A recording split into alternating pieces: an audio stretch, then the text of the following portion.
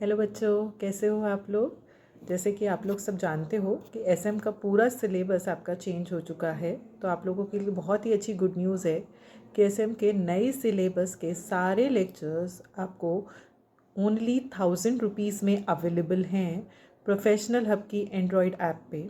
और इस ऐप का लिंक आपको नीचे डिस्क्रिप्शन या कमेंट बॉक्स में मिल जाएगा। Thank you. Hello, good morning बच्चों। कल अपन ने पढ़ा था कॉर्पोरेट स्ट्रैटेजी। जो प्लानिंग होती है वो भी दो तरीके की होती है, strategic planning and operational planning. Strategic planning जो टॉप लेवल जो प्लान करता है पूरी ऑर्गेनाइजेशन के लिए उसे क्या कहते हैं, स्ट्रैटेजिक प्लानिंग। और ऑपरेशनल प्लानिंग क्या होती है, जो मिड लेवल जो प्लान करता है हर एक डिपार्टमेंट हर एक डिविजन के लिए उसे क्या कहते हैं, ऑपरेशनल प्लानिंग कह देते हैं। कल अपन ने इनके कैरेक्टरिस्टिक्स पढ़ लिए, strategic planning and operational planning के। Strategic planning, the formation of corporate strategy is the result of a process known as strategic planning. जो भी कॉर्पोरेट लेवल जो भी स्ट्रैटेजी बनाएगा उसे ही क्या कहते हैं, स्ट्रैटेजिक प्लानिंग कहते हैं।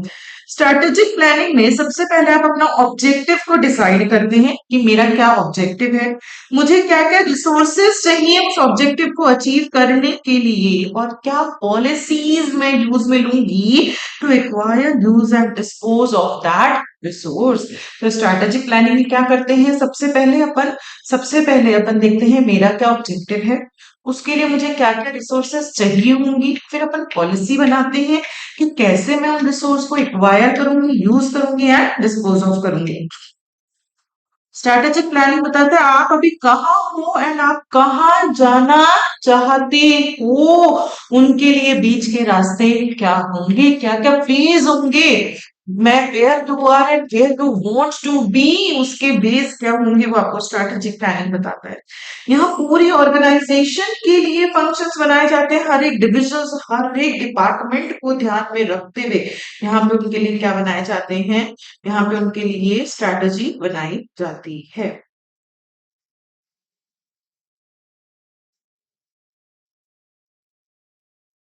देन अपन पढ़ेंगे strategic uncertainty and how to deal with it. Uncertainty का मतलब क्या होता है, अनप्रिडिक्टेबिलिटी। हम जानते हैं कि हम एनवायरनमेंट में वर्क करते हैं, एनवायरनमेंट कैसा है, अनप्रिडिक्टेबल एनवायरनमेंट है, कभी भी कुछ भी चेंज हो सकता है, उसकी वजह से मेरी स्ट्रैटेजी और जो गोल्स मैंने बनाए हैं उसको भी इम्पैक्ट पड़ सकता है।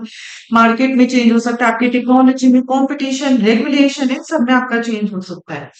अगर आपको अनसर्टेनिटी के साथ डील करना है तो आप कैसे होने चाहिए, flexible, changes with the change in the environment, residency, error handling capability आपके अंदर होनी चाहिए, agility, मतलब फुर्ती से तुरंत जल्दी क्विकली आप रिस्पॉन्ड कर पाओ जो भी एनवायरनमेंट में चेंजेस हो रहे हैं, ताकि उसका जो होने वाला इम्पैक्ट है वो कम हो सके। उनको मैनेज करने के लिए अपन उनको ग्रुप्स में डिवाइड कर देते हैं, अपन अलग अलग बिजनेस अलग अलग प्रोडक्ट अलग अलग डिविजन के अकॉर्डिंग उनको ग्रुप्स में डिवाइड कर देते हैं। कौन सा ग्रुप मेरे लिए कितना इंपॉर्टेंट है, किसकी मेरे लिए कितनी priority, depends on flexibility. Flexibility मतलब आप अपने आप को कितना जल्दी चेंज कर पाते हो, कितनी जल्दी आप एनवायरमेंट के चेंजेस कर। डाइवर्सिफिकेशन मतलब कुछ भी नया करना, प्रोडक्ट नया, मार्केट नया, कस्टमर नया, ताकि जो अनसर्टेनिटी का इम्पैक्ट है वो कम हो सके। Monitoring and scenario, monitoring and scenario planning. अब ये सिनेरियो प्लानिंग का मतलब क्या होता है कि अलग अलग सिनेरियो में आप कैसे अलग अलग चीजों को रिस्पॉन्ड करेंगे। फॉर एग्जाम्पल मेरे सिनेरियोज हो सकते हैं कि या तो मेरा फर्स्ट अटेम्प्ट में फाउंडे दोनों ग्रुप क्लियर हो गए इंटर के, या फिर मेरा सिर्फ फर्स्ट ग्रुप क्लियर हुआ, या फिर मेरा सिर्फ और सिर्फ सेकंड ग्रुप क्लियर हुआ, या फिर मैं दोनों ग्रुप में क्या हो गई, फेल हो गई।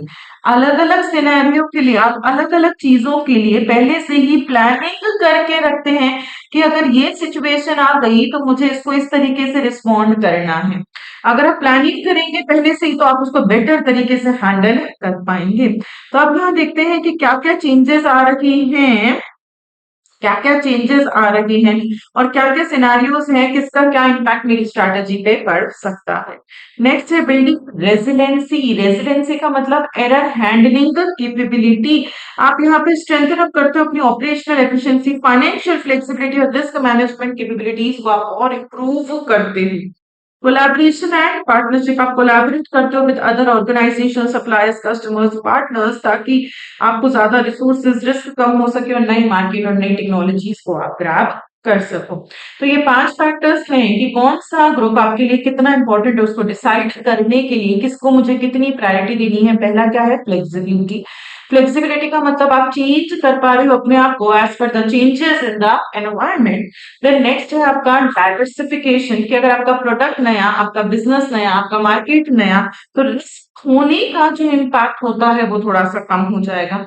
मॉनिटरिंग एंड सिनेरियो प्लानिंग, कि यहाँ पे अपन पहले से ही देखते हैं क्या क्या चेंजेस आ रहे हैं, क्या क्या सिनेरियो हो सकते हैं, उसके लिए अपन प्री प्रिपेयर्ड रहते हैं ताकि उसका होने वाला जो इम्पैक्ट है वो कम हो सके।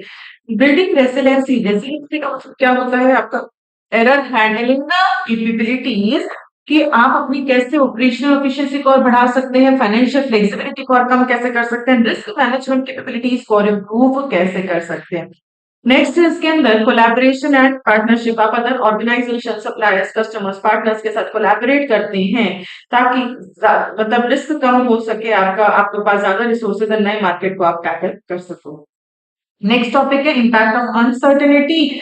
अनसर्टेनिटी का इम्पैक्ट किसी भी बिजनेस पे कर सकता है, अपना प्रेजेंट, अपना प्रपोज या जो बहुत शानदार बिजनेस चल रहा है उस पर भी इम्पैक्ट पड़ सकता है। आजकल ट्रेंड चल रहा है नेचुरल फूड्स का, तो जो ऑर्गेनाइजेशंस इरिएटेड ड्रिंक्स बनाती है, नेचुरल ड्रिंक्स बनाती है, उनके ऊपर अनसर्टेनिटी का इम्पैक्ट पड़ सकता है। कितना इम्पैक्ट पड़ेगा डिपेंड्स ऑन कि वो एसबीयू मेरे लिए कितना इम्पोर्टेंट है। कई एसबीयू तो मेरे लिए ज्यादा इम्पोर्टेंट होते हैं और कई एसबीयू मेरे लिए कम इम्पोर्टेंट होते हैं। अब ये कैसे पता चलेगा कि कौन सा एसबीयू ज्यादा इम्पोर्टेंट है या कम? Depends on sales, profit and cost. SBU की सेल्स ज्यादा होनी चाहिए, प्रॉफिट और कॉस्ट कम आनी चाहिए, वो एसबीयू तो मेरी ऑर्गेनाइजेशन के लिए ज्यादा इम्पोर्टेंट है। अगर उसमें इम्पैक्ट पड़ता है तो अपन उसको जल्दी फोकस करेंगे, एड्रेस करेंगे। और अगर कोई कम इंपॉर्टेंट वाला एसबीयू पे इम्पैक्ट करता है तो अपन उसके ऊपर इतना टेंशन पे नहीं करेंगे। तो हमने पढ़ लिया स्ट्रैटेजिक अनसर्टेनिटी क्या होता है और उसका क्या इम्पैक्ट अपने ऊपर पड़ता है। तो अपन ने क्या पढ़ा बच्चों कि क्लस्टर्स की इंपॉर्टेंस डिसाइड कैसे करी जा। पहला क्या था? फ्लेक्सिबिलिटी। फ्लेक्सिबिलिटी का मतलब एनवायरमेंट के चेंजेस के साथ आप कोप अप कर पा रहे हो। सेकंड क्या था? डाइवर्सिफिकेशन, की पोर्टफोलियो चेंज हो गया, मार्केट चेंज हो गया, कस्टमर चेंज हो गया, उससे क्या हुआ? इम्पैक्ट जो पड़ने वाला है वो थोड़ा सा कम पड़ेगा। नेक्स्ट क्या था? Monitoring and scenario planning. Monitor करते रहो क्या क्या इंडिकेटर्स हैं चेंज के, एंड सिनेरियो प्लानिंग करते रहो कि फ्यूचर में किस सिनेरियो का मेरे ऊपर क्या इम्पैक्ट पड़ेगा। नेक्स्ट क्या था? रेजिलेंसी को बिल्डअप करो, मतलब आप अपनी ऑर्गेनाइजेशन की कैपेबिलिटीज को इंप्रूव करो, रिस्क मैनेजमेंट, फाइनेंशियल फ्लेक्सिबिलिटी को और इंप्रूव करो। नेक्स्ट क्या था? Collaboration and partnership. Collaboration with organisations, with customers, with suppliers, with partners, ताकि आपका रिस्क भी कम हो सके और आप नए मार्केट और नई टेक्नोलॉजी को एक्सप्लोर कर सको। उसका क्या इम्पैक्ट पड़ेगा? स्ट्रैटेजिक अनसर्टेनिटी का इम्पैक्ट आपका प्रेजेंट, प्रपोज्ड और जो पोटेंशियल बिजनेस है किसी पे भी इम्पैक्ट पड़ सकता है। अब इम्पैक्ट ज्यादा पड़ेगा या कम पड़ेगा depends on the importance of the SBU. SBU की इंपॉर्टेंस कैसे डिसाइड होती है? सेल्स, प्रॉफिट एंड कॉस्ट के बेसिस पे। अगर वो उसकी सेल्स ज्यादा है तो वो मेरे लिए ज्यादा इंपॉर्टेंट है, और अगर इसकी सेल्स कम है तो वो मेरे लिए कम इंपॉर्टेंट एसबीयू है। आ गया समझ में? ये अपन ने फॉर्मुलेशन के अंदर कॉर्पोरेट स्ट्रैटेजी, स्ट्रैटेजिक प्लानिंग पढ़ लिया। अब अपन नेक्स्ट टॉपिक क्या पढ़ रहे हैं? Strategy implementation. इंप्लीमेंटेशन एक मैनेजरियल एक्सरसाइज है जहां पे आपने जो स्ट्रैटेजी को चूज किया उसको आप किस में कन्वर्ट कर देते हैं? एक्शन में कन्वर्ट कर देते हैं। यहाँ पे आप सुपरवाइज करते हैं कि अभी क्या चल रहा है, मेकिंग इट वर्क, इंप्रूव करते हो अपनी कॉम्पिटेंसी को, और ताकि आप जो टारगेटेड रिजल्ट्स है वो आप अचीव कर सको। Strategic implementation is concerned with translating a strategic decision into action, which presupposes that the direction itself was made with some thought being given to feasibility and acceptability. तो यहाँ पे क्या होता है, आपने जो डिसीजन लिया उसको आप एक्शन में कन्वर्ट करते हैं और उस डायरेक्शन में काम करते हैं जो डायरेक्शन आपके लिए फीजिबल एंड एक्सेप्टेबल है, उस डायरेक्शन में आप क्या करते हैं, यहाँ पे उसको इंप्लीमेंट करते हैं, उस डायरेक्शन में आप यहाँ पे काम करते हैं. रिलेशनशिप विथ फॉर्मुलेशन, इम्प्लीमेंटेशन और फॉर्मुलेशन में क्या रिलेशनशिप होता है. बहुत सारे मैनेजर्स ये नहीं समझ पाते कि ये दोनों अलग अलग कंसेप्ट्स हैं, बट ये दोनों बहुत अलग होते हैं. फॉर्मुलेशन के लिए अलग स्किल्स चाहिए और इम्प्लीमेंटेशन के लिए आपको अलग स्किल्स चाहिए. कोई भी ऑर्गेनाइजेशन सक्सेसफुल कब हो सकती है, जब उसका फॉर्मुलेशन भी शानदार हो और इम्प्लीमेंट हो सकती है. कई बार लोग क्या करते हैं कि स्ट्रैटेजिक मॉडल को वो ब्लेम करते हैं कि वो खराब था, हमने खराब बनाई थी इसलिए हम उसको एग्जीक्यूट नहीं कर पाए. बट ऐसा नहीं होता. कई बार बनाई अपनी अच्छी होती है बट इंप्लीमेंट अच्छे से नहीं की भी रहती तो भी आपका बिजनेस उतना सक्सेस अचीव नहीं कर पाता. इसीलिए अपन अब रिलेशनशिप देख रहे हैं between the formulation and implementation. Diagram बना लो, इसका मैट्रिक्स बना लो.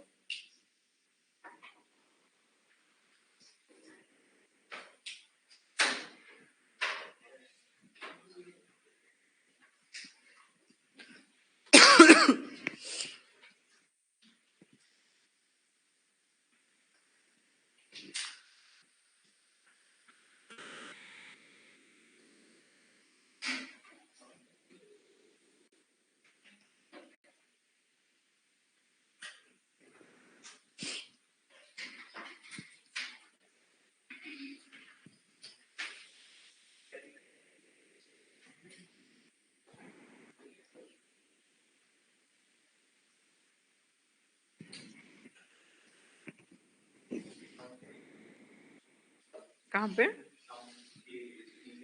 Sound flawed, FLAWED. फ्लॉ मतलब अच्छी नहीं है, कुछ कमी है उसके अंदर.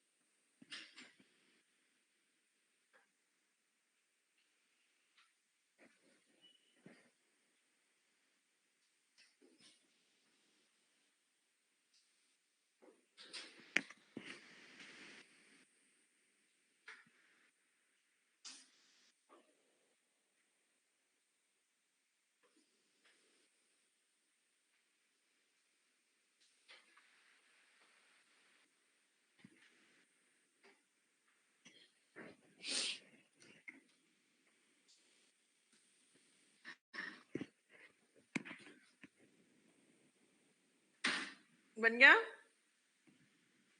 तो अपन क्या रिलेशनशिप देख रहे हैं? फॉर्मुलेशन या तो बहुत अच्छा, साउंड मतलब अच्छा, फ्लॉड मतलब खराब हो सकता है, या इम्प्लीमेंटेशन भी वीक हो सकता है या एक्सेलेंट हो सकता है. तो स्क्वायर ए क्या कहता है बच्चों? स्क्वायर ए देखो क्या कह रहा है कि आपने बनाई तो बहुत शानदार थी बट उसको इम्प्लीमेंट आप ढंग से नहीं कर पाए. तो स्क्वायर ए क्या कहता है, जहां पे आपको इम्प्लीमेंट करने में दिक्कत आई थी और बनाई तो आपने अच्छी स्ट्रैटेजी थी, क्यों हम इम्प्लीमेंट क्यों नहीं कर पाए? हो सकता है अभी हमारे पास इतना एक्सपीरियंस नहीं है, हम स्टार्टअप कंपनी है इसलिए हम इसको इम्प्लीमेंट नहीं कर पाए. हो सकता है मेरे पास उतनी रिसोर्सेज नहीं है, मैंने बनाई थी पर उतनी पैसा नहीं है, उतने मैन पावर नहीं है, उतनी मशीनरी नहीं है कि उसको मैं ढंग से इम्प्लीमेंट कर सकूं, या मेरे पास प्रॉपर लीडरशिप नहीं है. इन सच अ सिचुएशन कंपनी का एम क्या होता है? हम ए से किसके टूवर्ड्स चल जाएं? बी के टूवर्ड्स चल जाएं. हमारी इम्प्लीमेंटेशन डिफिकल्टीज को हटाकर ए से हम किस में चल जाएं? बी में. अगर आप बी की बात करो तो बी में क्या हो रहा है बच्चों, फॉर्मुलेशन भी शानदार है और इम्प्लीमेंटेशन भी बहुत अच्छा है, तो यहाँ पे आपकी ऑर्गेनाइजेशन सक्सेस हो सकती है। अगर स्क्वायर डी की बात करो तो डी में क्या था, फॉर्मुलेशन खराब था बट इम्प्लीमेंटेशन बहुत अच्छा था। जो बनाया उसको इम्प्लीमेंट अच्छा किया पर बनाया ही अच्छा नहीं, तो सबसे पहला काम क्या है यहाँ पे, आप अपनी स्ट्रेटेजी को क्या करोगे, रीडिजाइन करोगे, फिर उसको दोबारा से आप इम्प्लीमेंट करोगे। और अगर आप स्क्वायर सी की बात करो तो स्क्वायर सी क्या कहता है कि ना तो मेरे फॉर्मुलेशन अच्छा था ना ही मेरा इम्प्लीमेंटेशन अच्छा था, तो मैं दोनों काम करना पड़ेगा, यहाँ रीडिजाइन भी करना पड़ेगा और री एडजस्ट भी करना पड़ेगा, दोबारा से बनानी भी पड़ेगी और दोबारा इम्प्लीमेंटेशन स्किल्स के साथ उसको दोबारा से इम्प्लीमेंट भी करना ही पड़ेगा। तो अपन ने क्या रिलेशनशिप देखा, अपन ने रिलेशनशिप देखा between the formulation and implementation. अपन ने फॉर्मुलेशन साउंड फ्लो हो सकता है और इम्प्लीमेंटेशन वीक एक्सीलेंट हो सकता है। अगर स्क्वायर ए की बात करो तो यहाँ फॉर्मुलेशन तो अच्छा है बट इम्प्लीमेंटेशन अच्छा नहीं है। क्यों नहीं है? क्योंकि क्या पता हम स्टार्टअप कंपनी है, क्या पता मेरे पास रिसोर्सेज नहीं है, या मेरे पास प्रॉपर लीडरशिप नहीं है। तो यहाँ कंपनी का एम क्या होता है कि ए से किस में जाना है, बी में जाना है। बी में क्या है, फॉर्मुलेशन भी अच्छा है और इम्प्लीमेंटेशन भी अच्छा है, तो यहाँ आप सक्सेस अचीव कर सकते हो।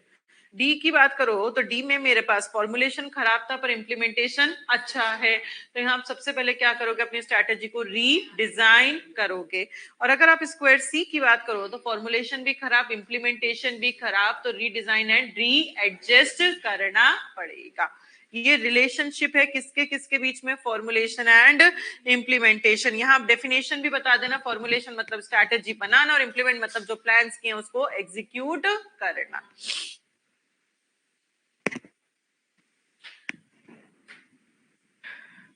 It needs to be emphasis that, ये अलग शुरू हो गया, मतलब एक थोड़ा सा अपने आंसर को बड़ा करने के लिए आप ये सब चीजें काम में ले सकते हो, बट अगर आपसे 2-3 नंबर का ही रिलेशनशिप पूछा जाए तो सिर्फ यहां तक आप स्क्वायर तक लिखेंगे तो भी सफिशिएंट रहेगा। It needs to be emphasis that strategy is not a synonym with long term plan. Synonym मतलब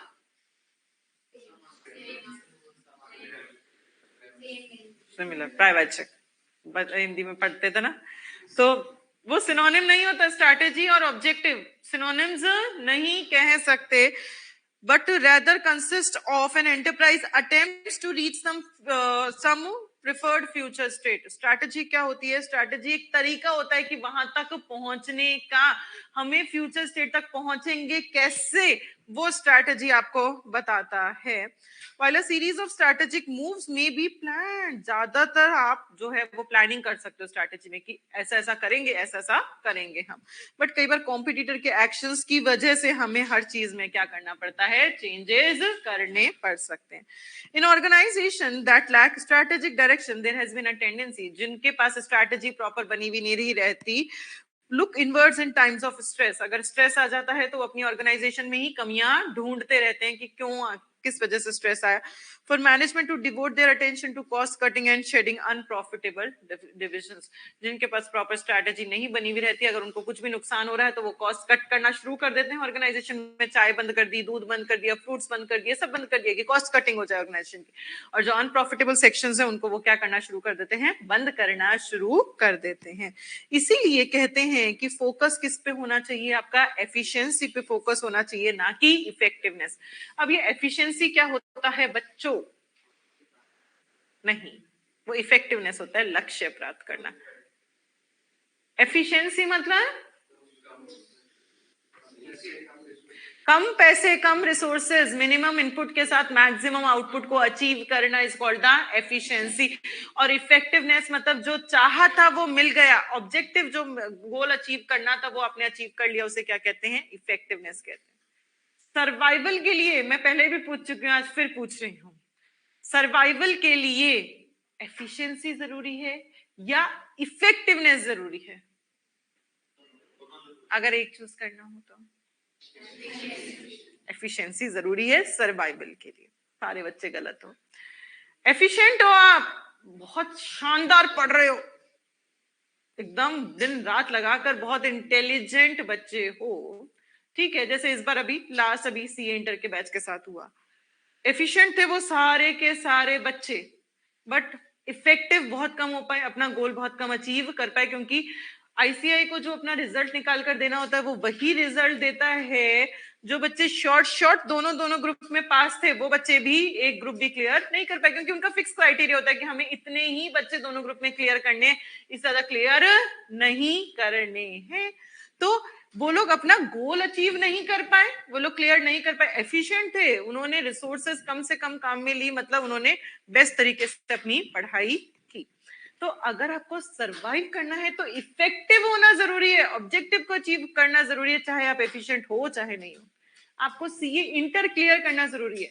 अगर आप इस अटेम्प्ट में क्लियर नहीं कर पाते तो नेक्स्ट में क्लियर कर लोगे, नेक्स्ट में क्लियर करोगे तो आप एफिशिएंट तो नहीं हो, आपने रिसोर्सेस तो ज्यादा यूज में ले ली, बट आप इफेक्टिव हो, आपने जो गोल सोचा था वो आप अचीव कर पा रहे हो। तो अगर आपको सरवाइव करना है तो इफेक्टिवनेस जरूरी होता है, एफिशिएंसी नेसेसरी और सफिशिएंट कंडीशन नहीं होती है। तो हमें किस पे फोकस करना चाहिए, जो अभी तक ये कह रहे हैं स्ट्रैटेजिक डायरेक्शन वाला में, कि हमें एफिशिएंसी पे फोकस करना चाहिए इनपुट आउटपुट के रिलेशनशिप में, ना कि इफेक्टिवनेस पे कि जो गोल चाहा था वो आपका अचीव हो गया। मतलब आप प्रॉपर स्ट्रैटेजी के साथ अगर काम करेंगे तो आप ज्यादा एफिशिएंसी से आप काम कर पाएंगे। While efficiency is essentially introspective मतलब internally, मतलब efficiency में तो generally अपन internal organization के बारे में बात करते हैं कि हमारी input हमारा output, internal organization के respect में आप बात करते हो, जबकि effectiveness में आप organization और उसका environment, बाहर का environment क्या चल रहा है उसके बारे में बात करते हो। Responsibility of efficiency lies with operational managers, जो ऑपरेशनल मैनेजर्स होते हैं, जो एक्चुअली काम करते हैं आपके ऑर्गेनाइजेशन में, उन्हीं की जिम्मेदारियां हैं कि मिनिमम इनपुट से मैक्सिमम आउटपुट आपको अचीव करना है।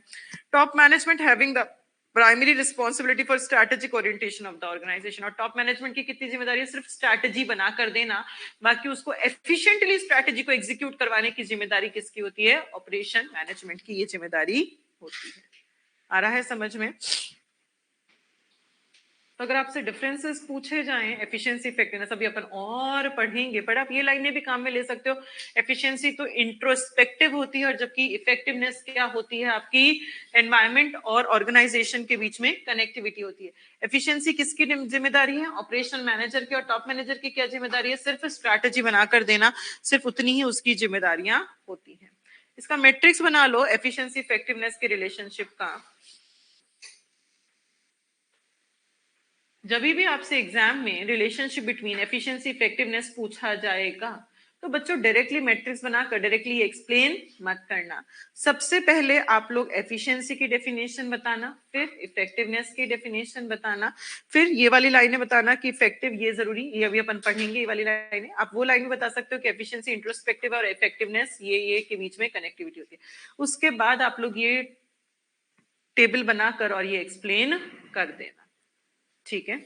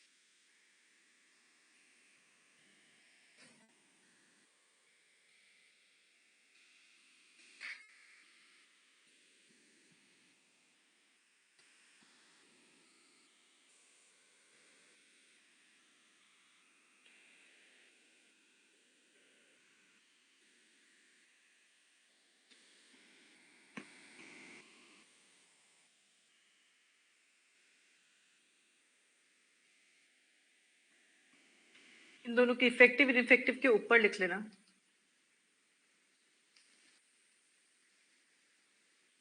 Strategic management.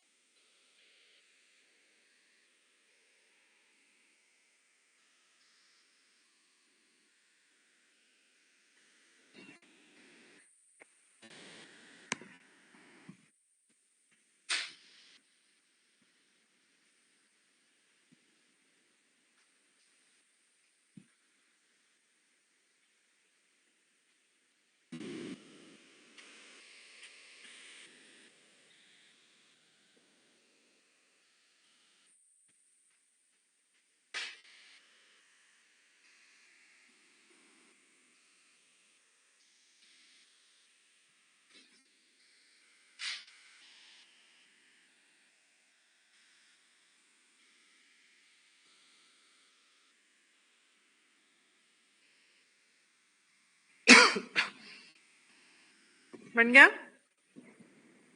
तो ये रिलेशनशिप देख रहे हैं अपन एफिशिएंसी एंड इफेक्टिवनेस के बीच में। सेल 1 क्या कहता है? अगर आप एफिशिएंट भी हो, इफेक्टिव भी हो, मतलब आपने जो चाहा था वो अचीव भी कर पा रहे हो और मिनिमम इनपुट के साथ आप वो अचीव कर पा रहे हो, तो आप सक्सेसफुल स्टेज में, आप 5 वाली स्टेज में आ जाते हो। अगर आप इसी बार सीए इंटर के दोनों ग्रुप क्लियर कर लेते हो इसी मई अटेम्प्ट में, तो आप क्या हो जाएंगे? सेल 1 थ्राइव्स वाली स्टेज में आ जाएंगे। आप इफेक्टिव भी हो और आप एफिशिएंट भी हो। तो ऑर्गेनाइजेशन जो सेल 1 में है वो वेल प्लेस्ड है, थ्राइव्स, क्योंकि उन्होंने जो चाहा था वो अचीव कर लिया और मिनिमम इनपुट आउटपुट रेशियो के साथ अचीव कर लिया। अगर सेल 2 और सेल 4 की बात करो तो वो कौन सी स्टेज आ गई? वो डूम्ड वाली स्टेज आ गई। Die slowly, die quickly. Die slowly का मतलब क्या है कि आप एफिशिएंट तो हो, आप बहुत अच्छा काम कर पा रहे हो, बट आप इनइफेक्टिव, आप अपना ऑब्जेक्टिव अचीव ही नहीं कर पा रहे। इंटर में पहला ग्रुप क्लियर हो गया, सेकंड ग्रुप में एक सब्जेक्ट, फिर 2 सब्जेक्ट, तो आप ना बाहर निकल पा रहे, वो इनएस्केपेबल सिचुएशन है, आप ना उससे बाहर निकल पा रहे, ना उसी के अंदर आप रह पा रहे। और डाई क्विकली क्या होती है कि आप इनएफिशिएंट हो, आप पढ़ भी नहीं रहे और आपने क्लियर भी नहीं किया, तो आप फिर सोच लोगे ठीक है मैंने मेहनत ही नहीं की, तो छोड़ो सीए को, मैं दूसरी फील्ड में चला जाता हूं, मैं दूसरी फील्ड में चली जाती हूँ। तो सेल 2 सेल 4 एक डूम्ड स्टेज है। डूम्ड मतलब इनएस्केपेबल, जिनसे आप बाहर नहीं निकल सकते, unless it can establish some strategic direction, उसके पास कोई ना कोई डायरेक्शन होनी चाहिए कि इस डायरेक्शन में मैं आगे मूव करना है। Cell 2 is a worse place than cell 3। Cell 3 में मैं सरवाइव कर पा रही हूं और सेल 2 में मैं सरवाइव भी नहीं कर सकती। बच्चों सेल 2 में मैं इफेक्टिव हूं, चाहे मैं इनएफिशिएंट क्यों नहीं। मैंने सीए इंटर क्लियर कर लिया, चाहे मैंने 4 अटेम्प्ट में क्लियर कर लिया, पर मैंने क्लियर कर लिया, वो ज्यादा बेटर सिचुएशन है। और एक सिचुएशन है कि मैं पढ़ रही हूँ, बहुत एनर्जीज के साथ पढ़ी, मुझे सब कुछ आता है, किताब रटी हुई है, दिमाग में छपी हुई, पर मैं इंटर क्लियर ही नहीं कर पा रही, कोई भी एक सब्जेक्ट मेरा हमेशा रह जा रहा है। तो जो सब्जेक्ट रह जा रहा है, चाहे आपने पहली बार में 7 सब्जेक्ट क्लियर कर लिए, एक सब्जेक्ट रह गया आपका, वो ज्यादा worst situation as compare to आपने 4 अटेम्प्ट में पूरा सीए इंटर क्लियर कर लिया। तो सेल 3 जो होती है वो बेटर प्लेस है, क्योंकि हाँ इफेक्टिव तो हो, चाहे आप इनएफिशिएंट हो, आप सरवाइव कर पा रहे हो, पर सेल 2 जो है वो ज्यादा वर्स्ट प्लेस है, क्योंकि वहां पे आप इनइफेक्टिव हो, आप जो चाह रहे हो वो आप अचीव ही नहीं कर पा रहे, चाहे आपकी इनपुट आउटपुट कम लग रही हो। समझ में आ गया? तो अपन ने यहाँ पे रिलेशनशिप देख लिया between efficiency and effectiveness. Cell 1 क्या थी? सेल 1 थ्राइव्स वाली स्टेज थी, जहां आप इफेक्टिव भी हो और जहां आप एफिशिएंट भी हो। सेल 2 और सेल 4 कौन सी स्टेज थी? डूम्ड स्टेज थी, मतलब इनएस्केपेबल, जहां से आप बाहर नहीं निकल सकते, तो मुझे एक प्रॉपर स्ट्रैटेजिक डायरेक्शन चाहिए। सेल 2 वर्स होता है as compare to cell 3। Cell 3 में चाहे मैं इनएफिशिएंट थी, बट मैं इफेक्टिव हूं, जो चाह रही हूं वो मुझे मिल पा रहा है। और सेल 2 में मैं जो चाह रही थी वो ऑब्जेक्टिव भी अचीव नहीं कर पा रही, चाहे मेरे रिसोर्सेस कितने भी कम या ज्यादा क्यों ना लग रहे हों। To be effective is to survive, whereas to be efficient is not in itself necessary to or sufficient for the survival. अगर आपको सर्वाइव करना है तो इफेक्टिव होना जरूरी है, आप चाहे एफिशिएंट हो चाहे नहीं हो। Efficient is not the necessary and sufficient condition for the survival, effectiveness is necessary and sufficient condition for the survival. आ रही है बात समझ में? In crude terms, to be effective is to do the right thing. Effective मतलब to do the right thing and efficient मतलब to do the thing right. एक तो right thing है और एक thing right है, दोनों में क्या फर्क है बच्चों? सही करना और सही तरीके से वो काम करना, सही करना ज्यादा जरूरी है। मतलब वो कहता है इफेक्टिव मतलब सही काम करना और एफिशिएंट मतलब सही तरीके से वही काम को करना। An emphasis on efficiency rather than effectiveness is clearly wrong. अगर आप सिर्फ एफिशिएंसी पे फोकस करते इफेक्टिवनेस में नहीं, तो वो गलत है। बट कौन बताएगा कि क्या चीज इफेक्टिव है क्या नहीं? Any organization can be portrayed as कोलिटेशन। कोलिटेशन मतलब जो अलायंस था, यहाँ पे वर्ड लिख लो अलायंस, अपन ने स्ट्रैटेजिक अलायंस पढ़ा था, उसे ही क्या कहते हैं? कोलिटेशन कह देते हैं। तो मुझे बताओ बच्चों, अलायंस मतलब क्या था? दो या दो से ज्यादा ऑर्गेनाइजेशन कंबाइन कर कर काम करती हैं, मर्ज कर कर काम करती है, ताकि उनको वो एडवांटेज मिल सके जो वो अकेले रहकर अचीव नहीं कर पा सकती थी। यहाँ बेनिफिट उनको पार्टनरशिप में भी है और इंडिविजुअल जैसे भी वो एक्ट कर सकती थी। अलायंस के क्या क्या बेनिफिट्स थे? ऑर्गेनाइजेशन का बेनिफिट था इकोनॉमिकल था, पॉलिटिकल था, स्ट्रेटेजिक एडवांटेज था। Very good. तो कोई भी ऑर्गेनाइजेशन को कोलिटेशन मतलब अलायंस कब कह सकते हो? जब उनका इंटरेस्ट ग्रुप अलग अलग हो सकता है हर एक पार्टिसिपेंट्स का, in order to secure some advantage. This advantage can be in the form of, वो लोग सब अलग अलग इंटरेस्ट के लोग मिलकर काम कर रहे हैं ताकि उनको फायदा मिल सके। फायदा किस किस रूप में मिल सकता है? Dividend to shareholders, wages to employees, continued business to suppliers of goods, satisfaction on part of consumer, legal compliance का फायदा मिल सकता है, responsible behaviour towards the society, ये सारे उनको फायदे मिल सकते हैं अगर वो कोलिटेशन में काम करते हैं। तो even the most technically perfect strategic plan will serve little purpose if it is not implemented effectively. अगर आपने शानदार प्लान बनाया है पर उसका भी कोई फायदा नहीं है, इतना फायदा नहीं मिल सकता अगर वो इफेक्टिवली काम नहीं कर रहे हो। मतलब अगर वो इफेक्टिव नहीं है, अगर वो ऑब्जेक्टिव को अचीव नहीं कर पा रहा, तो वो प्लान का भी कोई मतलब नहीं है। तो आप कितना भी अच्छा प्लान बना लो पर वो इफेक्टिव होना बहुत जरूरी है, वो ऑब्जेक्टिव को अचीव करवाना बहुत जरूरी है। बहुत सारी ऑर्गेनाइजेशन बहुत सारा समय, पैसा, सब कुछ बहुत खर्च करती है प्लान को बनाने में। Treating means and the circumstances under which it is implemented as, मतलब सब चीजें ध्यान में रखते हुए कौन सी सिचुएशंस रहेंगी जब वो इंप्लीमेंट करेंगे, क्या क्या चेंजेस मुझे करने पड़ेंगे इंप्लीमेंटेशन इवैल्यूएशन में। मतलब ये सब चीजें, चेंजेस जो करते हो वो आप इंप्लीमेंटेशन के दौरान करते हो, प्लानिंग के दौरान नहीं करते। प्लानिंग तो कर लिया, ऐसा ऐसा ऐसा ऐसा करेंगे, पर जब करने जाते हो तो पता चलता है अच्छा ये भी कमी थी, इसको चेंज करो, ये भी गलत था, इसको चेंज करो, ये भी गलत था, इसको भी चेंज करो। तो चेंजेस जनरली कब करने पड़ते हैं अपन को? इंप्लीमेंटेशन इवोल्यूशन के टाइम पे चेंजेस करने पड़ते हैं, प्लानिंग के टाइम पे ज्यादा चेंजेस नहीं करने पड़ते हैं। Successful formulation does not guarantee successful implementation. बना अच्छी ली, बट इसका मतलब ये नहीं है कि वो इंप्लीमेंट भी अच्छे से हो जाएगी। बोलना आसान है बट उसी को, इसीलिए अब अपन क्या पढ़ने जा रहे हैं? डिफरेंस। चलो अपन पढ़ चुके। अभी तक बच्चों अपन ने क्या पढ़ लिया? Relationship between strategy formulation and strategy implementation. आपको कंफ्यूज नहीं होना है, जो अपन ने मैट्रिक्स बनाया था वो रिलेशनशिप का बनाया था। अब अपन पढ़ेंगे इन दोनों के बीच में डिफरेंसेस क्या होते हैं फॉर्मुलेशन एंड इम्प्लीमेंटेशन। फॉर्मुलेशन में आप प्लानिंग करते हो, डिसीजन लेते हो ताकि आप अपने गोल्स एंड ऑब्जेक्टिव्स को अचीव कर सको, जबकि इम्प्लीमेंटेशन में उन्हीं को अपन क्या कर देते हैं, जो प्लान्स बनाए हैं उसको अपन एग्जीक्यूट कर देते हैं। फॉर्मुलेशन जो होता है वो बिफोर द एक्शन होता है, जबकि इम्प्लीमेंटेशन जो होता है वो ड्यूरिंग द एक्शन होता है। फॉर्मुलेशन एक एंटरप्रेन्योर एक्टिविटी है जो स्ट्रैटेजिक, जो टॉप लेवल जो डिसीजन लेता है उस पे बेस्ड होती है, जबकि इम्प्लीमेंटेशन एक एडमिनिस्ट्रेटिव टास्क है जहां स्ट्रैटेजिक एंड ऑपरेशनल डिसीजंस पे जो बेस्ड होता है। फॉर्मुलेशन किस पे फोकस करता है? इफेक्टिवनेस पे, जबकि इम्प्लीमेंटेशन किस पे फोकस करता है? एफिशिएंसी। फॉर्मुलेशन मतलब जो टॉप लेवल बनाता है उसका एम होता है कि जो मैंने गोल बनाया है वो मेरा अचीव हो जाना चाहिए, जबकि जो लोग इम्प्लीमेंट करते हैं उनका एम होता है कि मैं मिनिमम इनपुट के साथ मैक्सिमम आउटपुट को अचीव कर सकूं।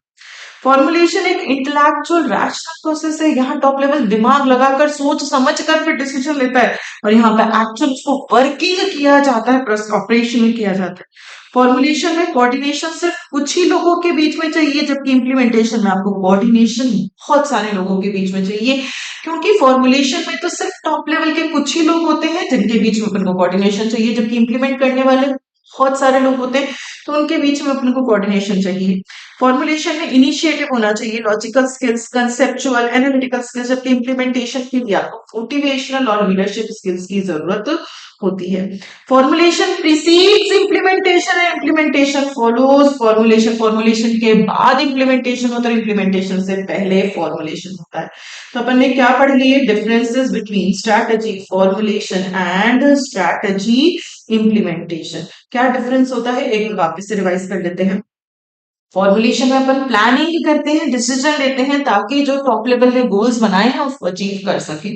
इम्प्लीमेंटेशन में उन्हीं प्लान्स को क्या किया जाता है? एग्जीक्यूट किया जाता है। फॉर्मुलेशन जो होता है वो बिफोर द एक्शन होता है, और इम्प्लीमेंटेशन जो होता है वो ड्यूरिंग द एक्शन होता है। फॉर्मुलेशन एक एंटरप्रेन्योर एक्टिविटी है जहां टॉप लेवल जो डिसीजन लेता है उस पर फोकस किया जाता है, जबकि इम्प्लीमेंटेशन एक एडमिनिस्ट्रेटिव टास्क है जहां पे स्ट्रैटेजिक और ऑपरेशनल डिसीजंस पे फोकस किया जाता है। फॉर्मुलेशन इफेक्टिवनेस पे बेस्ड होता है, ये एफिशिएंसी पे। फॉर्मुलेशन में रैशनल प्रोसेस है, यह एक ऑपरेशनल प्रोसेस है। यहाँ कुछ ही लोगों के बीच में कोऑर्डिनेशन चाहिए, यहाँ बहुत सारे लोगों के बीच में कोऑर्डिनेशन चाहिए। यहाँ आपको इनिशिएटिव लेना पड़ेगा, लॉजिकल स्किल्स होनी चाहिए, हम मोटिवेशनल एंड लीडरशिप स्किल्स होनी चाहिए। फॉर्मुलेशन के बाद इम्प्लीमेंटेशन होता है, इम्प्लीमेंटेशन से पहले फॉर्मुलेशन होता है। Strategy formulation precedes implementation, strategy formulation के बाद इम्प्लीमेंटेशन से पहले फॉर्मुलेशन होता है। तो इम्प्लीमेंटेशन फॉलो करता है फॉर्मुलेशन को और फॉर्मुलेशन प्रीसीड आगे करता है इम्प्लीमेंटेशन को। तो ये सारे अपन ने क्या पढ़ लिए, difference between formulation and implementation. क्या क्या डिफरेंसेस पढ़े आपने? वहां सिर्फ प्लानिंग होती है, डिसीजन मेकिंग होती है, यहाँ उसको एग्जीक्यूट किया जाता है। ये बिफोर द एक्शन, ये ड्यूरिंग द एक्शन। एक एंटरप्रेन्योर एक्टिविटी है जहां डिसीजन मेकिंग पे फोकस किया जाता है। ये एक एडमिनिस्ट्रेटिव टास्क है जहां strategic and operational functions decisions पे फोकस करेंगे। ये इफेक्टिवनेस पे फोकस करता है, वो एफिशिएंसी पे फोकस करता है। यहाँ इंटेलेक्चुअल एंड रैशनल प्रोसेस है, ये एक ऑपरेशनल प्रोसेस है। यहाँ कोऑर्डिनेशन कुछ लोगों में चाहिए, यहाँ कोऑर्डिनेशन ज्यादा लोगों में चाहिए। यहाँ आपको initiative, logical skills, conceptual, intuitive, ये सब अपन को चाहिए। और वहां पे क्या चाहिए, model, motivational and leadership skills चाहिए। फॉर्मुलेशन के बाद इंप्लीमेंटेशन आता है, इंप्लीमेंटेशन फॉलो करता है फॉर्मुलेशन को। इसके बाद ये डिफरेंस भी लिख सकते हो जो पढ़ा रही हूँ। Strategy, formulation, concepts and tool do not differ greatly for small, large, profit, non profit organisation. Generally सबके लिए सेम होता है, कैसी ऑर्गेनाइजेशन हो, चाहे वो छोटी हो, बड़ी हो, प्रॉफिटेबल हो, नॉन प्रॉफिटेबल हो। बट जो इम्प्लीमेंटेशन होता है वो सब तरह की सब साइज के ऑर्गेनाइजेशन पॉइंट भी आप डिफरेंस में यूज में ले सकते हैं कि फॉर्मुलेशन तो सबके लिए सेम है जबकि इम्प्लीमेंटेशन सबके लिए क्या होता है, अलग अलग होता है।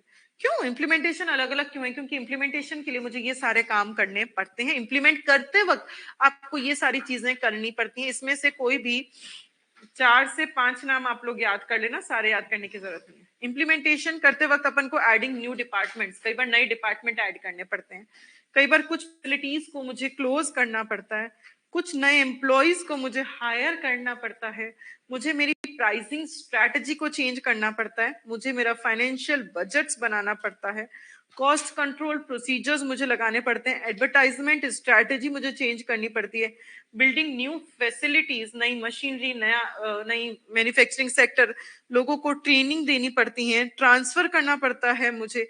ये सारे काम मुझे इम्प्लीमेंटेशन के दौरान करने पड़ते हैं। ये सारे काम सबके लिए अलग अलग होते हैं। मैन्युफैक्चरिंग सेक्टर के लिए अलग होते हैं, सर्विस सेक्टर में अलग होंगे, गवर्नमेंट ऑर्गेनाइजेशंस में ये काम अलग तरीके से किए जाएंगे। इसीलिए कहते हैं कि फॉर्मुलेशन तो सबका सेम है बट इम्प्लीमेंटेशन सबका अलग अलग है। तो इम्प्लीमेंटेशन में मुझे क्या क्या काम करने पड़ सकते हैं बच्चों? मुझे नए डिपार्टमेंट ऐड करना, कुछ पुराने को क्लोज करना, नए एम्प्लॉयज को हायर करना। देखो ऐसे वैसे याद करो, नए डिपार्टमेंट्स ऐड करोगे तो उसके लिए नए एम्प्लॉय चाहिए, नए एम्प्लॉय चाहिए तो उनको मुझे ट्रेनिंग भी देनी पड़ेगी। फिर पुरानी फैसिलिटीज को क्लोज करना, प्राइसिंग स्ट्रैटेजी सेट करना कि प्राइस कम करनी है या ज्यादा करनी है, एडवर्टाइजमेंट स्ट्रैटेजी भी हो सकता है मुझे चेंज करनी पड़े, नई फैसिलिटीज को मुझे और ओपन अप करना पड़े, ट्रांसफर करवाना पड़े, बजट्स को सेट करना पड़े। ये सारे काम आप इम्प्लीमेंटेशन के टाइम पे करते हो और ये सारे काम अलग अलग हो सकते हैं। अलग अलग तरीके के ऑर्गेनाइजेशंस में ये सारे काम अलग अलग हो सकते हैं। In real life formulation and implementation process are intertwined, connected होते हैं। फॉर्मुलेट करोगे तभी तो इम्प्लीमेंट करोगे, इम्प्लीमेंट करोगे तभी दोबारा से फॉर्मुलेट कर पाओगे। इंटरकनेक्टेड होते हैं। तो दो तरीके के लिंकेजेस होते हैं इन दोनों फेजेस के बीच में, एक होता है फॉरवर्ड लिंकेज और एक होता है बैकवर्ड लिंकेज। फॉरवर्ड मतलब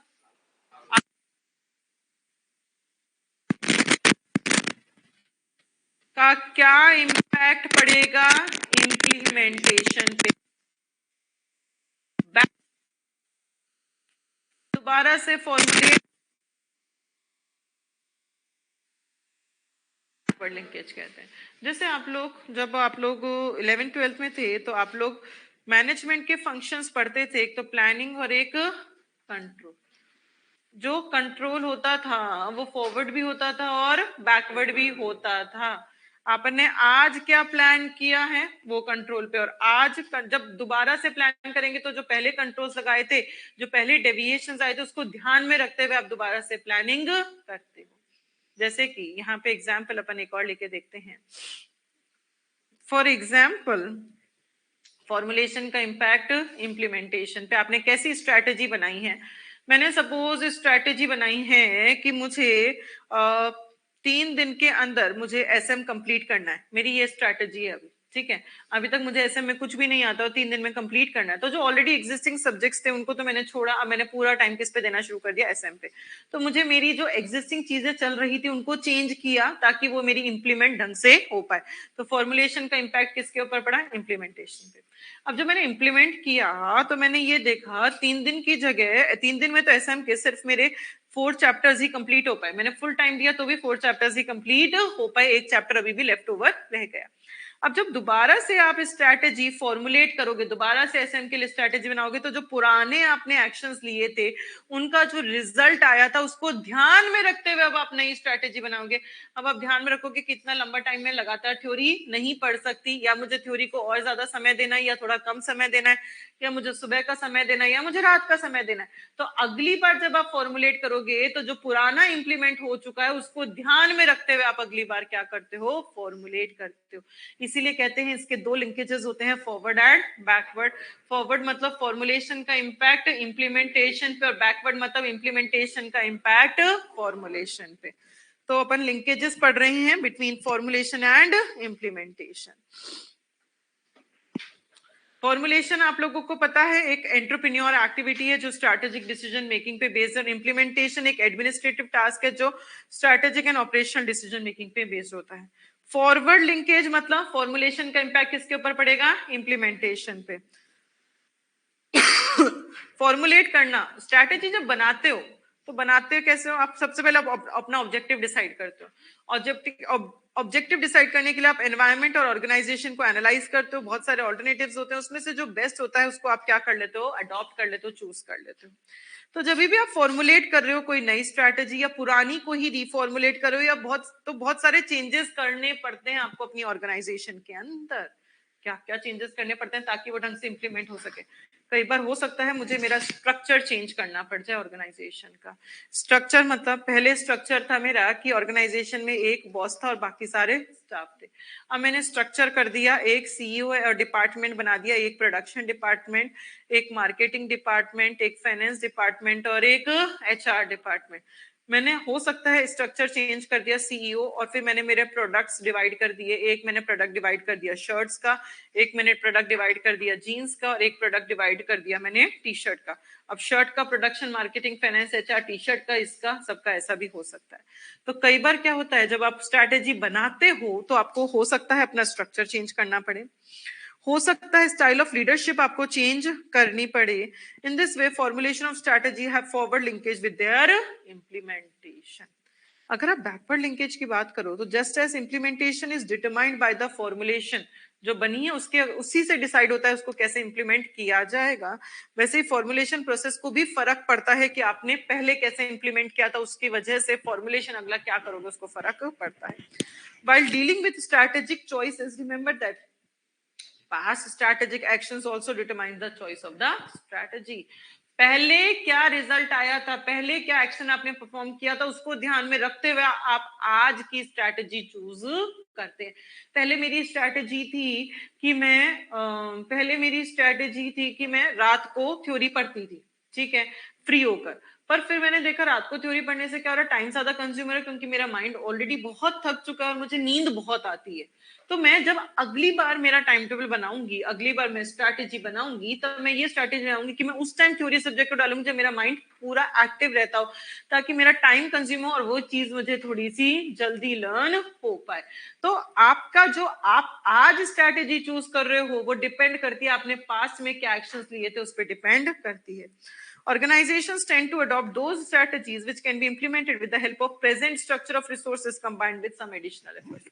ज्यादातर ऑर्गेनाइजेशन वही स्ट्रैटेजी को चूज करती हैं कि जो मेरे पास अभी है और थोड़ा बहुत और रिसोर्स मिलाकर मैं उसको एग्जीक्यूट कर पाऊं। ऐसी कोई आप स्ट्रैटेजी, हाईफाई स्ट्रैटेजी पे काम नहीं करते कि आपके पास कुछ नहीं है, सब कुछ आपको नया खरीदना पड़ेगा। आपके पास जो कैपेबिलिटी है, आपके पास जितनी रिसोर्सेज है, उसको ध्यान में रखते हुए आप स्ट्रैटेजीज को बनाते हो और उसको ध्यान में रखते हुए आप स्ट्रैटेजीज को क्या करते हो, इंप्लीमेंट करते हो। आ गया समझ में? Forward and backward linkage, issues in strategy implementation.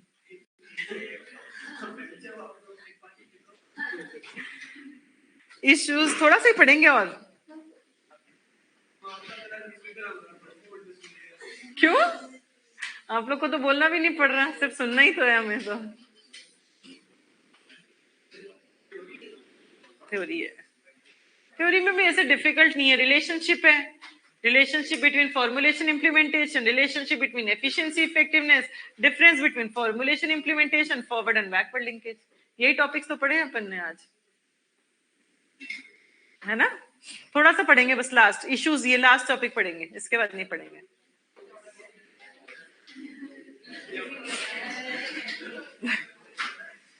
Issues in strategy, मुझे मैं तो वैसे ही जरा जरा सा तो पढ़ा रही हूँ बच्चों, जरा सा ही तो पढ़ा रही हूँ। अभी रिवाइज करो, 5 मिनट रिवाइज हो जाएगा आज क्या पढ़ाया अपन ने। बताओ होएगा कि नहीं होएगा? 10 मिनट में हो जाएगा ज्यादा से ज्यादा रिवाइज। इतना इतना सही में पढ़ाती हूँ जितना आप लोग लर्न कर सको, अगर इच्छा हो तो, और नहीं हो तो फिर तो मजे ही मजे हैं। फिर तो चाहे मैडम एक दिन में पूरी किताब करा दो। कितने बच्चे सीरियसली घर जाकर पढ़ते? कल। Very good, very good. कुछ तो हाथ खड़े हुए दिखे, और जिनके नहीं दिखे उनका कोई नहीं, टेस्ट के पहले पढ़ लेंगे।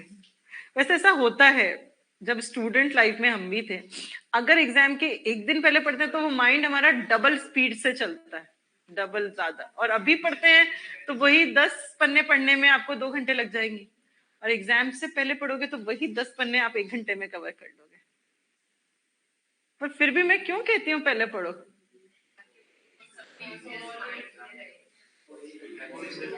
वो 1 घंटा भी खराब नहीं हो, वो 1 घंटा भी खराब नहीं हो, 1 घंटे का भी पहले ही किया हुआ रहे, और वो ज्यादा पक्का किया हुआ रहे। उस टाइम वो 1 घंटे में कर तो लोगे, पर उसमें से लाइनें कितनी याद रहेंगी पता ही नहीं, वो भगवान ही मालिक है वो तो। फिर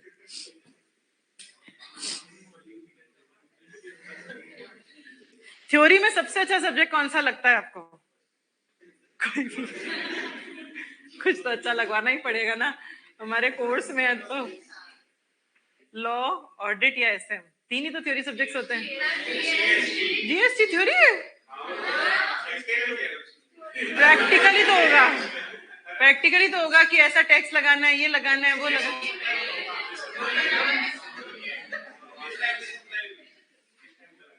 किस टाइम पे लगाना है वो ऐसा होता है, कहाँ लगाना है।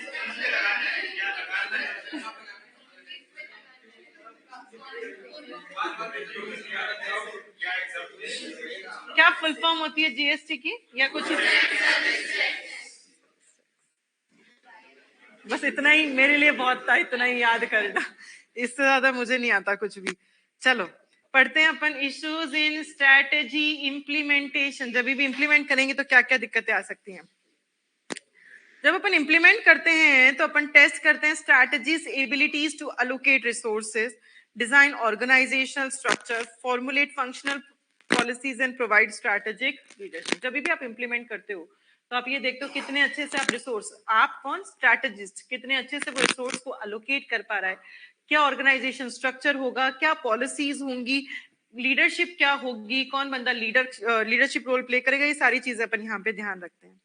Strategic plan devised by organization proposes the manner in which strategies could be put into action. Planning में क्या बताया जाता है कि हम कैसे जो हमने प्लान किया था उसको हम एक्शन में कैसे कन्वर्ट करेंगे। Strategies by themselves do not lead to actions. They are in sense a statement of intent. Strategy का मतलब ये नहीं है कि उसको एक्शन में कैसे कन्वर्ट करना है, वो इंटेंट, इंटेंशन बताते हैं, पर्पस बताते हैं कि क्यों हम वो काम कर रहे हैं। Implementation task are meant to realise the intent. Implementation में उस इंटेंट को आप रियलाइज करते हो। Strategies therefore have to be activated through implementation. Strategy मतलब एक प्लानिंग हो गई और उसको आप इम्प्लीमेंट करते हो। Strategies should lead to formulation of different kind of programs. Strategies की हेल्प से अलग अलग प्रोग्राम्स आप बना पाते हो। अब ये प्रोग्राम्स बहुत बड़ा शब्द है, बहुत सारी चीजें इंक्लूड होती हैं प्रोग्राम में। गोल्स आ जाएंगे, पॉलिसी आ जाएगी, प्रोसीजर्स, रूल्स, स्टेप्स क्या लेने हैं प्लान को एक्शन में कन्वर्ट करने के लिए, सब चीजें प्रोग्राम में आता है। तो प्रोग्राम में क्या क्या आएगा बच्चों? प्रोग्राम में आएंगी goals, policies, procedures, rules and steps क्या लेने हैं उस प्लानिंग को एक्शन में कन्वर्ट करने के लिए। तो स्ट्रैटेजीज में हम अलग अलग प्रोग्राम्स बनाते हैं और programme include goals, policy, procedures, rules and steps क्या लेने उस प्लानिंग को एक्शन में कन्वर्ट करने के लिए। Programmes are usually supported by funds allocated for plan implementation. Programmes में फंड अलोकेशन मतलब कितना पैसा चाहिए, कितना अलोकेट करना है, वो भी प्रोग्राम में इंक्लूड किया जाता है। Programme lead to formulation of projects. Programme से क्या बनते हैं? प्रोजेक्ट्स। प्रोजेक्ट एक स्पेसिफिक प्रोग्राम है for which time schedule and cost are predetermined. Projects क्या होते हैं? एक स्पेसिफिक प्रोग्राम की इतने समय में ये प्रोजेक्ट खत्म करना है और इतनी कॉस्ट में हमें ये प्रोजेक्ट को खत्म करना है, इसकी इतनी ही कॉस्ट आनी चाहिए, बजट पहले से सेट कर देते हैं। It requires allocation of fund. Obviously project को भी करना है तो आपको पैसों की जरूरत होती है। तो R&D program may consist of several projects, each of which is intended to achieve a specific and limited objective, requires separate allocation of funds, and is to be completed within a set time schedule. अगर आप R&D programme कर रहे हो तो उसमें बहुत सारे projects हैं, सबका अलग अलग ऑब्जेक्टिव्स हैं, सबको अलग अलग पैसा अलोकेट किया जाता है और इतने इतने समय में सारे प्रोग्राम्स अपन को कंप्लीट करने पड़ते हैं। तो बेसिकली अपन को इसमें इतना ही ध्यान रखना है। स्ट्रैटेजी मतलब बहुत सारे प्रोग्राम्स। प्रोग्राम्स क्या क्या? प्रोग्राम एक बहुत बड़ा कंसेप्ट होता है। प्रोग्राम में क्या क्या इंक्लूड होता है? Goals, policy, procedures, rules and steps क्या लोगे उस प्लानिंग को एक्शन में कन्वर्ट करने के लिए। प्रोग्राम्स को एग्जीक्यूट करवाने के लिए आपको पैसा भी अलोकेट करना पड़ता है। प्रोग्राम का ही रिजल्ट क्या होता है? प्रोजेक्ट्स। प्रोजेक्ट्स क्या होते हैं? एक स्पेसिफिक प्रोग्राम जो एक स्पेसिफिक टाइम पीरियड में आपको खत्म करना होता है और उस कॉस्ट में आपको खत्म करना पड़ता है। Implementation of strategy is not limited to formulation of plans, programs and projects. Implement करना मतलब ये नहीं कि सिर्फ प्रोग्राम्स बना ली और इम्प्लीमेंट हो गई, नहीं। प्रोजेक्ट्स जो बनाए हैं उनको पैसा भी चाहिए, रिसोर्सेज भी चाहिए। जब आपने रिसोर्सेज दे दी तो it would be essential to see that proper organisation structure is design, system is installed, functional policies are devised and various behavioural inputs are provided so that plan may work. तो implementation मतलब सिर्फ ये नहीं होता कि आपने programme और projects बना लिए, उन प्रोजेक्ट्स को रिसोर्सेज भी चाहिए। आपने रिसोर्स एलोकेट कर दिया, उसके बाद आपको देखना पड़ेगा प्रॉपर स्ट्रक्चर होना चाहिए, प्रॉपर सिस्टम इंस्टॉल होना चाहिए, फंक्शनल पॉलिसीज होनी चाहिए एंड बहुत भी इनपुट्स आपको चाहिए उस प्लानिंग को वर्क करवाने के लिए, वो सारे इनपुट्स आपके पास अवेलेबल होने चाहिए। पॉलिसीज होनी चाहिए एंड बहुत भी इनपुट्स आपको चाहिए उस प्लानिंग को वर्क करवाने के लिए, वो सारे इनपुट्स आपके पास अवेलेबल होने चाहिए। Given below the sequential manner the issues in strategy implementation, क्या क्या issues आ सकते हैं जब अपन strategy को implement करते हैं? Project implementation का issue आ सकता है। Project implementation, कौन सा प्रोजेक्ट इंप्लीमेंट करें, कौन सा नहीं करें, कितने समय में करें, कितना कॉस्ट आएगी, सब कुछ। प्रोसीजरल इंप्लीमेंटेशन, कौन सा मेथड काम में इंप्लीमेंट करने के लिए, क्योंकि एक चीज को कंप्लीट करने के लिए आपके पास बहुत सारे मेथड्स होते हैं। रिसोर्स एलोकेशन, किस प्रोजेक्ट को कितना पैसा दें, कितना नहीं दें। स्ट्रक्चरल इंप्लीमेंटेशन, कौन सा स्ट्रक्चर फॉलो करें। अभी मैंने बताया था ऑर्गेनाइजेशन के मल्टीपल स्ट्रक्चर्स होते हैं, तो हमें कौन से स्ट्रक्चर पे काम करना चाहिए। फंक्शनल इंप्लीमेंटेशन, डिपार्टमेंट सिर्फ विद इन डिविजन्स होंगे या सेंट्रल डिपार्टमेंट्स भी होंगे, कैसे होंगे फंक्शनल। बिहेवियरल इंप्लीमेंटेशन, कौन किस डिपार्टमेंट में क्या काम करेगा, ये सब चीजों के आपको इश्यूज आ सकते हैं। तो क्या क्या इश्यूज आ सकते हैं जब स्ट्रैटेजिक इंप्लीमेंट करते हैं? Project, procedure, resources allocation, structure implementation, functional and behaviour. वापस बोलो क्या क्या आ सकते हैं? Project, procedure, resource, functional, structural and behavioural. वापस बोलो।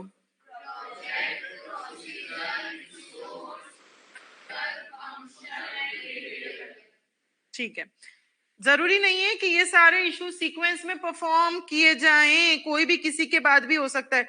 कुछ ऐसी एक्टिविटीज हैं जो साइमल्टेनियसली परफॉर्म करोगे एक साथ, कुछ एक्टिविटीज बार बार रिपीट होती हैं, और कुछ ऐसी एक्टिविटीज हैं जो सिर्फ एक ही बार करी जा सकती हैं। तो जरूरी नहीं है ये सारे इश्यू सीक्वेंस में ही हो। तो ज्यादातर जो स्मॉल ऑर्गेनाइजेशंस होती हैं, जब फॉर्मुलेशन से इंप्लीमेंटेशन हो रहा है तो रिस्पॉन्सिबिलिटी शिफ्ट हो जाती है फ्रॉम स्ट्रैटेजिस्ट टू डिविजनल या फंक्शनल मैनेजर्स। देखो, स्ट्रैटेजी बनाता कौन है? स्ट्रैटेजिस्ट, जो टॉप लेवल का बंदा है। उसको इंप्लीमेंट या एग्जीक्यूट कौन करेगा? जो फंक्शनल या डिविजनल मैनेजर्स होते हैं। तो जनरली जो स्मॉल ऑर्गेनाइजेशंस होती हैं, जब फॉर्मुलेशन से इंप्लीमेंटेशन जा रहे हो तो रिस्पॉन्सिबिलिटी भी, जिम्मेदारियां भी शिफ्ट हो गई फ्रॉम स्ट्रैटेजिस्ट टू फंक्शनल और डिविजनल मैनेजर्स, आपकी जिम्मेदारियां शिफ्ट हो गई। अगर बच्चों बनाई किसने थी स्ट्रैटेजी? स्ट्रैटेजिस्ट। इंप्लीमेंट कौन कर रहा है? फंक्शनल और divisional manager.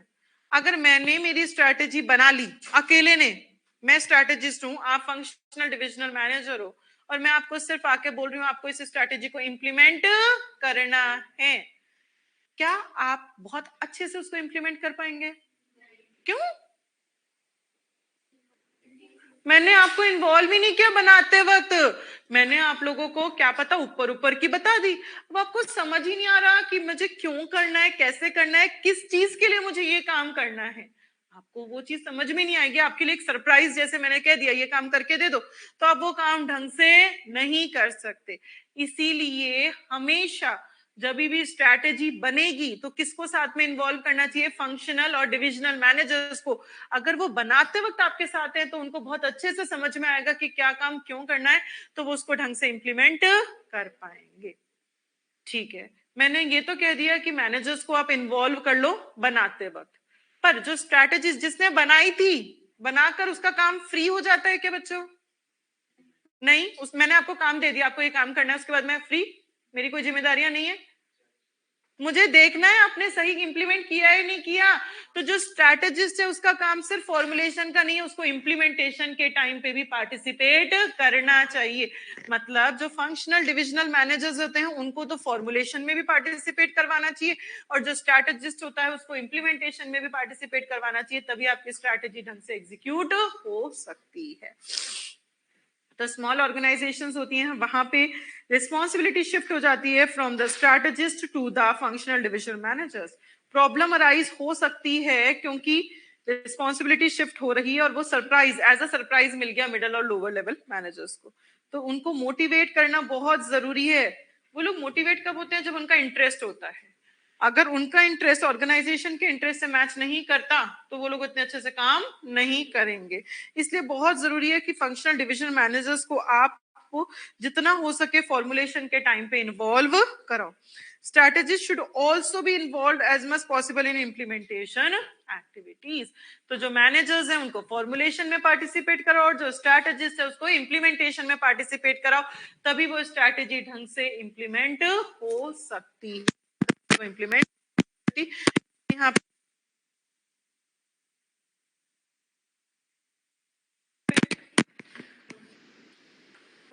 Project implementation, procedural implementation, resource allocation, structural implementation, behavioural implementation, और एक और था ना structure functional implementation. Management issues central to strategy implementation include. जब भी स्ट्रैटेजी इंप्लीमेंट करते हैं क्या क्या दिक्कतें आपको आ सकती हैं, इसमें से 3 से 4 नाम याद कर लेना। 3 से 4 मतलब 3 से 4 होना चाहिए, वो 1 से 2 नहीं होना चाहिए कन्वर्ट। ऑलरेडी मैं इतने सारों में से इतने कम बता रही हूँ। आपको हो सकता है अपनी पॉलिसीज को चेंज करना पड़े, रिसोर्स एलोकेशन करना पड़ेगा, आपको अपनी ऑर्गेनाइजेशन को रीस्ट्रक्चर करना पड़ेगा, रिवॉर्ड्स जो आप देते हो उनको रिवाइज करना पड़ेगा, मिनिमाइजिंग रेजिस्टेंस टू चेंज। जो लोग रेजिस्टेंस टू चेंज होते हैं, रेजिस्टेंस टू चेंज मतलब चेंज नहीं करेंगे, बहुत ऐसे वो हैं जिद्दी हैं कि हम चेंजेस को अडॉप्ट नहीं करेंगे, तो उनका ये जिद्दीपन कम होना चाहिए कि चेंजेस को आराम से एक्सेप्ट कर सकें। स्ट्रैटेजी सपोर्टिव कल्चर होना चाहिए। इफ नेसेसरी डाउन साइजिंग भी कर सकते हो आप अपने बिजनेस की। डाउन साइजिंग क्या होता है? बिजनेस को कम करना। डाउन साइजिंग और रिट्रेंचमेंट सेम होता है या अलग अलग?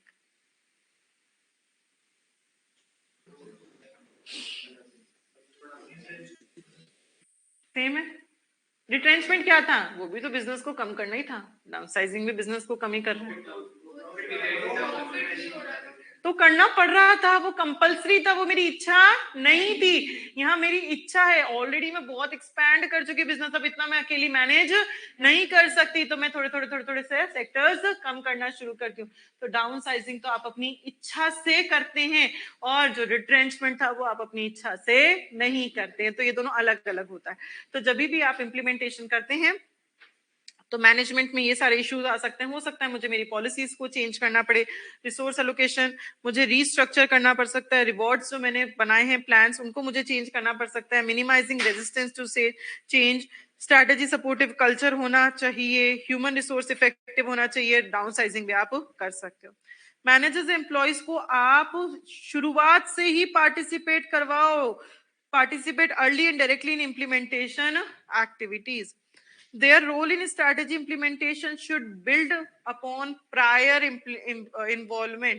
मैनेजर एम्प्लॉइज जो आपको एग्जीक्यूट करने वाले हैं स्ट्रैटेजी को, उनको शुरू से अपने साथ इन्वॉल्व कराओ, जब वो फॉर्मुलेट हो रही है तब से उनको अपने साथ इन्वॉल्व कराओ। स्ट्रैटेजीज जेन्युइन पर्सनल कमिटमेंट, जो स्ट्रैटेजिस्ट जो टॉप लेवल का बंदा होता है उसका पर्सनल कमिटमेंट होना चाहिए कि इम्प्लीमेंटेशन के टाइम पे मैं आप लोगों के साथ हूँ। वो लोगों को मोटिवेट, एम्प्लॉइज को मोटिवेट करेगा कि इम्प्लीमेंटेशन अपन को बहुत अच्छे से करना है। कई बार क्या होता है, स्ट्रैटेजिस्ट बहुत बिजी होता है अपने ही कामों में, तो वो उसने सिर्फ बनाई और छोड़ दी, उसने ये नहीं देखा वो इंप्लीमेंट हो रही है नहीं हो रही, तो उसका जो इंटरेस्ट कम है उसकी वजह से ऑर्गेनाइजेशन की सक्सेस को इम्पैक्ट पड़ सकता है। हो सकता है ऑर्गेनाइजेशन को उतनी सक्सेस ना मिले जितनी मिलनी चाहिए थी। तो रैशनली फॉर ऑब्जेक्टिव्स, ऑब्जेक्टिव का रीजन, स्ट्रैटेजीज का रीजन सबको बहुत अच्छे से समझ में आना चाहिए कि क्यों हमारा ये ऑब्जेक्टिव है, क्यों हम इस स्ट्रैटेजी पे काम करें, उसका रीजन क्या है, वो सब